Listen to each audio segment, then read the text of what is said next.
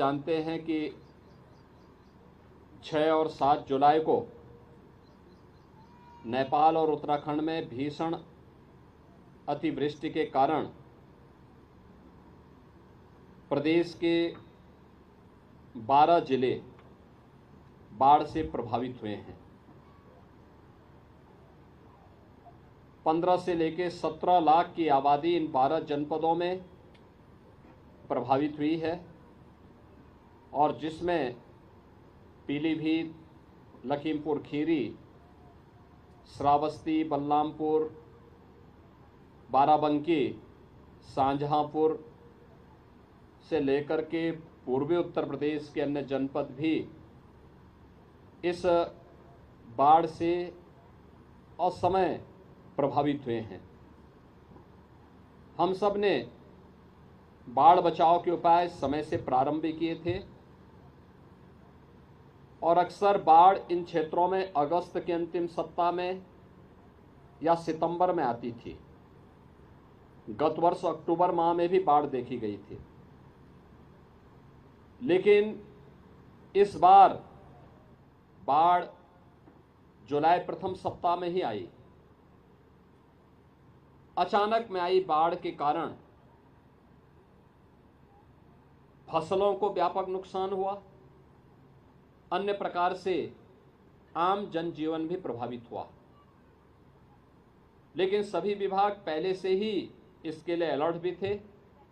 अभी मैं श्रावस्ती से आया हूं, कैसे 11 लोगों को जो नदी के बीच में फंस गए थे, अचानक बाढ़ के कारण रात्रि में रेस्क्यू करके उन्हें पीएसी की फ्लड यूनिट ने वहां से सुरक्षित बाहर निकालने में सफलता प्राप्त की।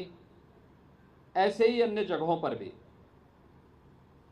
बलरामपुर जिले की जब हम बात करते हैं तो एक बड़ी आबादी यहां पर इससे प्रभावित है। स्वयं बलरामपुर कस्बे में भी पानी घुस गया। लगभग 4 से 5 दर्जन गांव ऐसे हैं जो बाढ़ से प्रभावित हैं। आवागमन बहुत सारे गांवों का बंद सा हो गया, मुख्य मार्ग बाधित हो गए, जनजीवन प्रभावित हुआ। सरकार ने पहले से ही प्रशासन को इसके बारे में निर्देशित किया था कि पहले से ही हम नौकाओं की व्यवस्था करके रखें। जो प्रभावित परिवार हों, जिनके घर के अंदर पानी घुस जाए, उनको फूड पैकेट उपलब्ध करवाएं, राहत पैकेट भी उन्हें उपलब्ध करवाने की व्यवस्था करें और साथ साथ अन्य सामग्री जो भी एक घर के लिए आवश्यक है वह सभी करने के साथ साथ मेडिकल की व्यवस्था भी, क्योंकि बरसात के समय तमाम ऐसी बीमारियां होती हैं जो स्किन से संबंधित होती हैं, जल जनित होती हैं और पानी निकलने के बाद भी मच्छर आदि के प्रकोप के कारण कुछ बीमारियां होने की संभावना होती है। इन सब की सावधानी हमें प्रारंभ से ही करनी होगी। बाढ़ के अंदर पानी भरने के कारण सांप के काटने, बिच्छू के काटने और अन्य जंगली जानवरों के साथ साथ कुत्तों के काटने की शिकायतें भी सामने आती हैं। तो इसके लिए एंटी स्नेक वेनम और एंटी रेबीज के वैक्सीन भी जगह जगह हॉस्पिटल में रखवाने के लिए पहले से निर्देशित किए गए। बाढ़ राहत सामग्री को समय पे टेंडर करके पीड़ित परिवारों को, प्रभावित परिवारों को उपलब्ध करवाने के निर्देश दिए गए और यह भी व्यवस्था की गई थी कि अगर जनधन की हानि होती है तो जनहानि पर आपदा राहत कोष से 4 लाख रुपए की सहायता परिवारजनों को तत्काल उपलब्ध करवा दें। पशु हानि पर भी अनुमन्य सहायता उस सब पीड़ित परिवार को तत्काल उपलब्ध करवाने की व्यवस्था करवा दें। और यही नहीं, फसलों की भी जो नुकसान हुआ है, फसलों के नुकसान के लिए भी हमें व्यवस्था सुनिश्चित कराएं कि फसलों के नुकसान के लिए सर्वे करते हुए अविलंब वह पैसा भी उनके खातों में चला जाए जहां फसल को नुकसान हुआ है। यहां पर हमारे जनप्रतिनिधिगण बाढ़ बचाव के कार्य के साथ प्रशासन की पूरी मदद कर रहे हैं।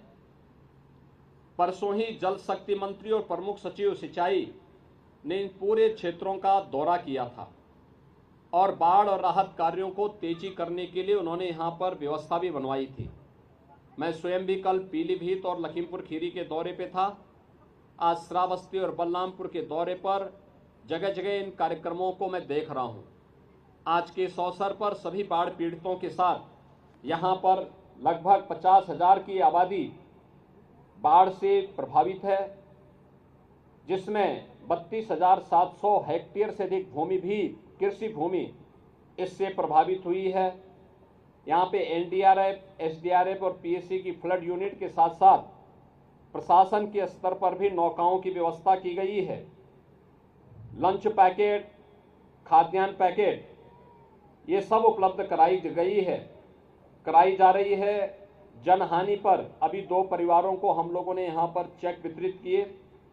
पशु हानि पर भी आपदा राहत कोष से पैसा उपलब्ध करवाने के निर्देश दिए गए हैं।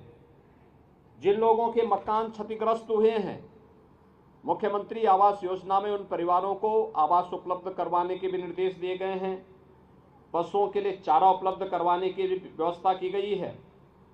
और बरसाती पानी चूँकि तमाम प्रकार से संक्रमित होता है, इसलिए छान करके गर्म करके ही इस पानी का सेवन करें। उसमें क्लोरीन की गोली भी डालें, जिससे किसी भी प्रकार के जीवाणु और वेक्टर बॉर्न डिजीज यानी विषाणु जनित कोई बीमारी से बचाने में वह मदद कर सके।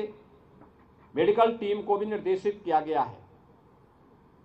सरकार की पूरी संवेदना आप सभी पीड़ित जनों के प्रति है, प्रभावित परिवारों के प्रति है। जिन लोगों ने अपने परिवार के सदस्यों को खोया है, उनके प्रति हमारी संवेदना है। जहां पर धनहानि हुई है, उनके प्रति भी हमारी पूरी सहानुभूति है। और मैं आप सबको इस बात के लिए आश्वस्त करने के लिए आया हूं कि सरकार इस आपदा की घड़ी में आपके साथ खड़ी है और डबल इंजन की सरकार आपके हितों के लिए कार्य करेगी। जनप्रतिनिधिगण, हमारे विधायकगण यहाँ पर पूरी प्रतिबद्धता के साथ आपके साथ मिलकर के बचाव और राहत कार्यों को तेजी से आगे बढ़ाने का कार्य करते हुए प्रशासन को गांव-गांव में राहत सामग्री पहुंचाने की व्यवस्था भी करवाने में अपनी मदद करेंगे।